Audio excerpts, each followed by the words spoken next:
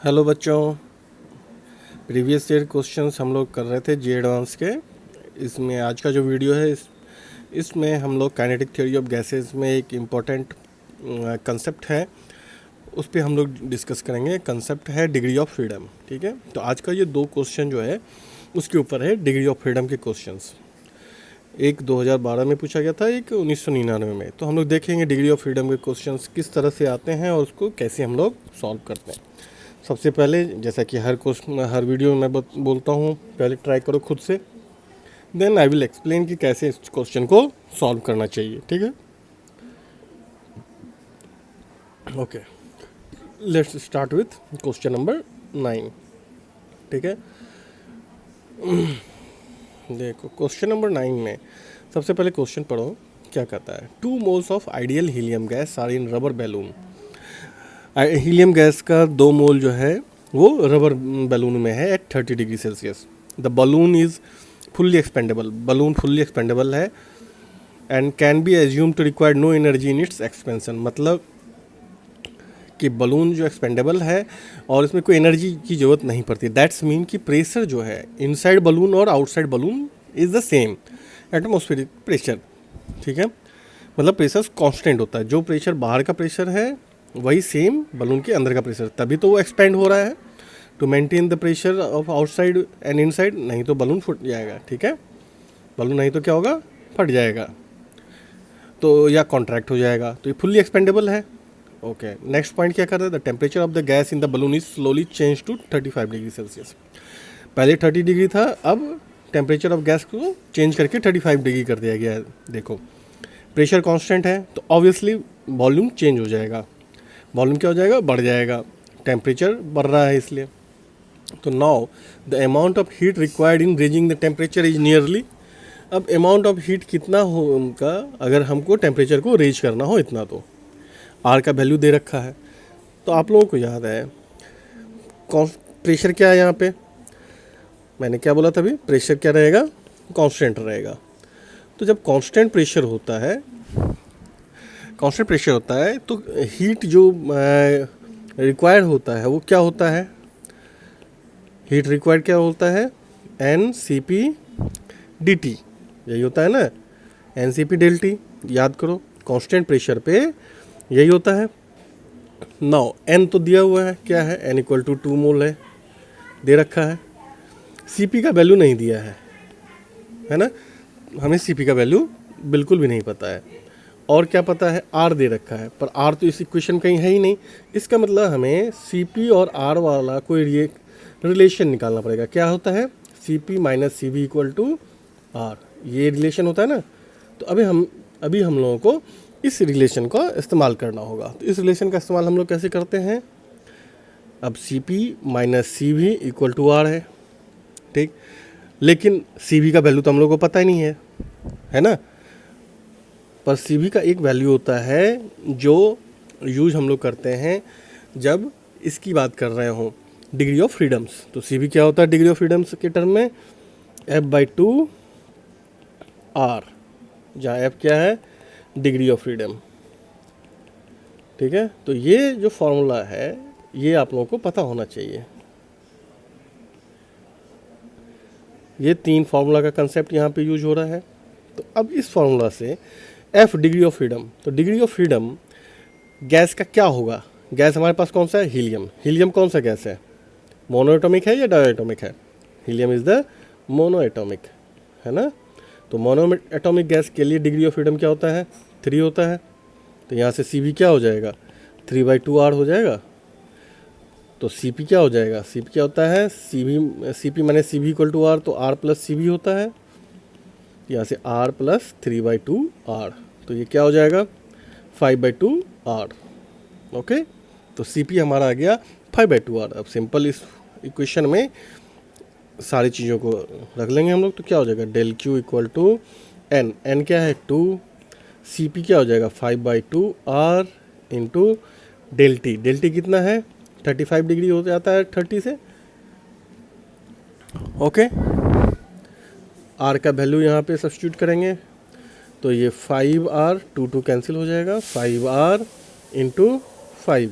Are का value कितना है, 25 आर का वैल्यू कितना है 25 इंटू आर, हमने क्वेश्चन में दे रखा है ना 8.31। तो अब आप जब इसको मल्टीप्लाई करोगे तो क्या आ जाएगा 207.75 अप्रोक्सीमेटली। तो हम लोग इसको लिख सकते हैं ना 208 जूल। तो देखो 208 जूल है ऑप्शन में, हाँ है डी। तो ऑप्शन हमारा क्या हो जाएगा डी। ठीक है, समझ में आया। 3 कंसेप्ट है डिग्री ऑफ फ्रीडम वाला। क्योंकि हमें सीपी और सीबी का तो वैल्यू पता नहीं है, तो दोनों इक्वेशन को हम लोग को यूज करना पड़ेगा आर के टर्म में। आर का वैल्यू दे रखा है, सीपी और सीबी का वैल्यू दिया नहीं है, तो हम लोग इस इक्वेशन को यूज करेंगे। और चूँकि प्रेशर कांस्टेंट है, that is the most important concept. Expandable है, फुल्ली एक्सपेंडेबल है, और उसमें एनर्जी की ज़रूरत नहीं पड़ रही है। दे नो रिक्वायर्ड स्पेशल, अलग से सेपरेट एनर्जी की रिक्वायरमेंट नहीं है एक्सपेंशन करने के लिए। That's mean pressure is constant. तो हम लोग ये वाला यूज कर सकते हैं। अगर एनर्जी की ज़रूरत होती तो उसमें हम लोग फिर सीबी वाला कंसेप्ट आ जाता, लेकिन अभी हम लोग उसको यूज नहीं करेंगे इस क्वेश्चन में।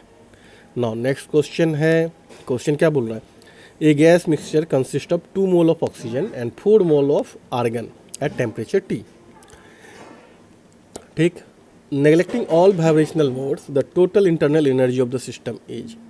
क्या होता है भाई total internal energy? Internal energy क्या होता है, फॉर्मूला याद है? इंटरनल एनर्जी याद करो, डिग्री ऑफ फ्रीडम के टर्म में क्या होता है, जब भी इस तरह से गैस हो ना, ऑक्सीजन आर्गन, तो आप देखना पड़ेगा वाइब्रेशनल मोड क्या कर रहा है, नेगलेक्टिंग और वाइब्रेशनल मोड। तो वाइब्रेशनल मोड छोड़ करके तो 2 मोड क्या हो जाएगा, एक ट्रांसलेशनल एक रोटेशनल। तो इंटरनल एनर्जी का फॉर्मूला क्या होता है, F/2 nRT, यही होता है ना, याद है? तो यहाँ F क्या होता है, degree of freedom, degree of freedom. ठीक, नाउ ऑक्सीजन क्या है, डायटोमिक गैस है। अब हम लोग ऑक्सीजन की बात कर लेते हैं। ऑक्सीजन क्या है, डायटोमिक है। डायटोमिक है तो इसके पास डिग्री ऑफ फ्रीडम क्या होगा, 3 ट्रांसलेशनल होगा, और क्या होगा 2 रोटेशनल होगा, है ना। वाइब्रेशन की बात ही नहीं कर रहा, इसलिए हम लोग वाइब्रेशन की बात नहीं करेंगे, नेगलेक्ट कर रखा है क्वेश्चन में क्लियरली। तो टोटल कितने इसके डिग्री ऑफ फ्रीडम हो जाएंगे 5। तो F इक्वल टू कितने हो जाएंगे यहाँ पे 5। तो इंटरनल एनर्जी ऑफ ऑक्सीजन कितना हो जाएगा, इंटरनल एनर्जी ऑफ ऑक्सीजन कितना हो जाएगा 5/2 nRT। n कितना है यहाँ पे ऑक्सीजन का 2 मोल दे रखा 2 RT, तो कितना हो जाएगा 5RT। ठीक, now come to the argon. Argon क्या होता है, मोनो एटॉमिक होता है या डायटोमिक होता है? Argon is mono atomic. ठीक है, तो जब मोनो एटॉमिक होगा तो इसमें क्या होगा, रोटेशनल तो होगा ही नहीं। जब रोटेशनल नहीं होगा तो इसमें क्या होगा, सिर्फ 3। तो इसका डिग्री ऑफ फ्रीडम कितना होगा 3 ट्रांसलेशनल। ठीक है, तो डिग्री ऑफ फ्रीडम 3 हो गया। तो यहाँ पे इंटरनल एनर्जी क्या हो जाएगा इसका 3/2। एन क्या है क्वेश्चन में, एन दे रखा है 4 मोल ऑफ आर्गन, तो 4 और RT, तो यहाँ से क्या हो जाएगा 6 RT। टोटल एनर्जी कितना हो जाएगा, टोटल इंटरनल एनर्जी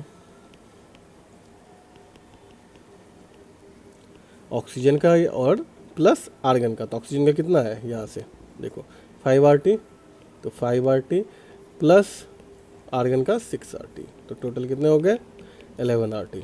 ठीक है, तो कंसेप्ट समझिए डिग्री ऑफ फ्रीडम का कैसे हम लोग यूज करते हैं, है ना। फर्दर क्वेश्चंस आएगा तो उसमें भी हम लोग देखेंगे इसको कैसे करना है। अभी और क्वेश्चन आएगा नेक्स्ट वीडियो में भी है, उसमें भी हम लोग देखेंगे कि डिग्री ऑफ फ्रीडम के क्वेश्चंस को कैसे हैंडल करते हैं। ओके, और कैसे समझेंगे डिग्री ऑफ फ्रीडम की ज़रूरत होगी। तो आज हम लोगों ने दो इक्वेशन देख लिया ना डिग्री ऑफ फ्रीडम का, एक ये वाला और बाकी यहाँ पर है ये वाला। ये तो दोनों इक्वेशन को आप लोग याद रखना, ठीक है, हमेशा ज़रूरत पड़ता है। और मोनोएटॉमिक में कितने डिग्री ऑफ फ्रीडम होते हैं, डायटोमिक में कितने होते हैं, ये आपको पता होना चाहिए। ट्रांसलेशनल, रोटेशनल, वाइब्रेशनल, ये सारे डिग्री ऑफ फ्रीडम्स आपको पता होनी चाहिए। ओके, चलो वीडियो पसंद आए तो डेफिनेटली लाइक करना, सब्सक्राइब करो, ताकि जो भी मैं न्यू वीडियोस डालता जाऊँ आप लोगों को मिलता रहे। अभी एडवांस का सीरीज कर रहे हैं, उसके बाद फिर मेंस के सीरीज करेंगे, मेंस के प्रीवियस ईयर के क्वेश्चंस करेंगे। तो there are so many videos are coming I think, है ना। चलो आप लोग take care, bye, see you in next videos.